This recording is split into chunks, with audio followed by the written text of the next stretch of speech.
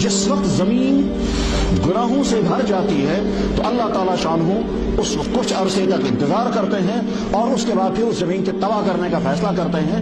یہ اسلامی تاریخ بھی یہی بتاتی ہے، انسانی تاریخ بھی یہی بتاتی ہے، نبیوں کی تاریخیں یہی بتاتی ہیں، قوموں کی تاریخیں بھی یہی بتاتی ہیں۔ چنانچہ خود اس کشمیر کی تاریخ دیکھ لیجیے۔ حضرت عیسیٰ علیہ السلام سے تقریباً 2000 سال پہلے،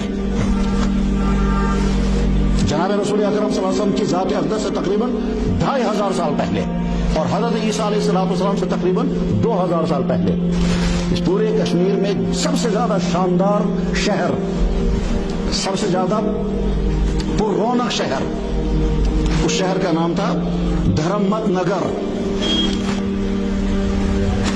یہ شہر جب عیاشوں میں ڈوب گیا، اس زمانے میں دین کون سا تھا ہمیں اسے بحث نہیں ہے اس وقت، لیکن جب فحاشی اور عیاشی اور زناکاری، عورتوں کے غلط، یہ ساری چیزیں جب اس شہر میں پھیل گئی، کچھ اس زمانے کے سمجھانے والے سمجھانے کی کوشش کرتے تو ان کا مذاق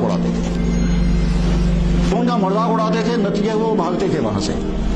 اس مذاق اڑانے میں پھر اخیر میں اللہ نے فیصلہ کیا، پہلے ایک زلزلہ آیا، اس زلزلے کے بعد پھر سیلاب آیا اور وہ سارا شہر ڈبو دیا گیا، اور جہاں وہ ڈوب گیا وہاں بعد میں وُلر وجود میں آ گیا۔ جیل وُلر وہی ہے۔ چنانچہ آج بھی وُلر کے اندر جا کر کے جب کھدائی کرتے ہیں تو اندر سے اس تباہ شدہ شہر کے آثار نکل آتے ہیں، ان کے برتن تانبے کے اور لوہے کے اور اس طرح سے پیتل کے برتن نکلتے ہیں، مٹی کی چیزیں نکل آتی ہیں۔ آج بھی جو غوطہ خور ہے وہ اندر چلے جاتے ہیں اور وہ نکال کر آتے ہیں۔ یہ واقعہ پیش ہے کب؟ حضرت عیسیٰ علیہ السلام سے تقریباً 2000 سال پہلے۔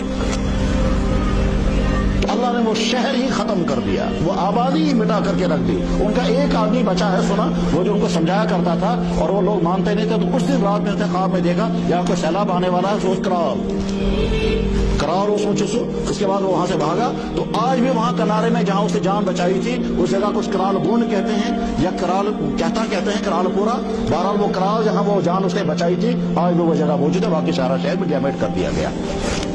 اللہ کے فیصلوں میں سزا بھی ہوتی ہے اور حکمتیں بھی ہوتی ہیں۔ اللہ نے ایک طرف سے اس قوم کو مٹا کر کے رکھ دیا اور بعد میں پانی کا بہت بڑا خزانہ وہاں وجود میں آ گیا، اور زمین کے اندر سے سیلاب نکل کر کے وہ پانی نکلتا ہے، اور پھر وُلر اس کے بعد سے آج تک کبھی ختم نہیں ہوا۔ اسی وُلر کو بعد کے لوگوں کے لیے معیشت کا ذریعہ بنایا، مگر پچھلی قوم کو ختم کر کے رکھ دیا، ان میں سے ایک آدمی بھی نہیں بچا۔ یہ کوئی انوکھا واقعہ نہیں ہے، اس کے بعد بھی اس طرح ہوتا رہا۔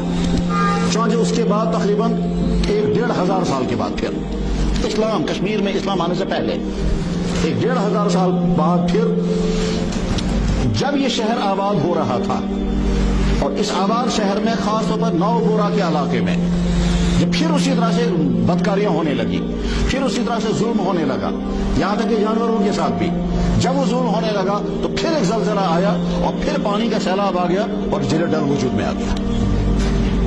تو کشمیر کی 2 جھیلیں یہاں 2 قوموں کو تباہ کر کے وجود میں لائی گئی، اور تباہ ان کو کیا گیا ہے ان کی بدکاریوں کی وجہ سے، تباہ ان کو کیا گیا ان کے گناہوں کی وجہ سے۔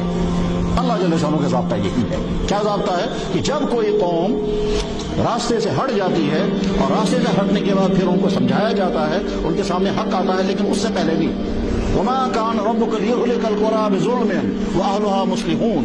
اللہ تعالیٰ شانہ کسی قوم کو تباہ نہیں کرتے ہیں ظالم بن کر کے جبکہ اس کے رہنے والے بہت اچھے ہوں، نہیں، ایسا نہیں ہوگا۔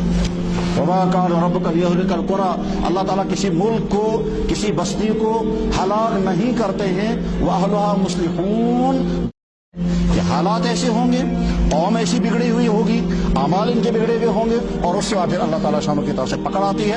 اس پکڑ میں پھر کوئی بچنا چاہے تو اپنے وسائل، اپنے اسباب کے ذریعے سے وہ بچ نہیں سکتا، اس وجہ سے کہ اللہ جب فیصلہ کر چکے ہوں گے اس کو تباہ کرنا ہے، جتنے درجے کے تباہ کرنے کا فیصلہ کر چکے ہوں گے اس کو اپنے بچا نہیں سکتے، چاہے پھر وہ اونچی سوسائٹی کے لوگ ہوں یا نیچی سوسائٹی کے۔ جن کی تباہی کا فیصلہ اللہ کی طرف سے ہوتا ہے وہ اپنے آپ کو بچا نہیں سکتے۔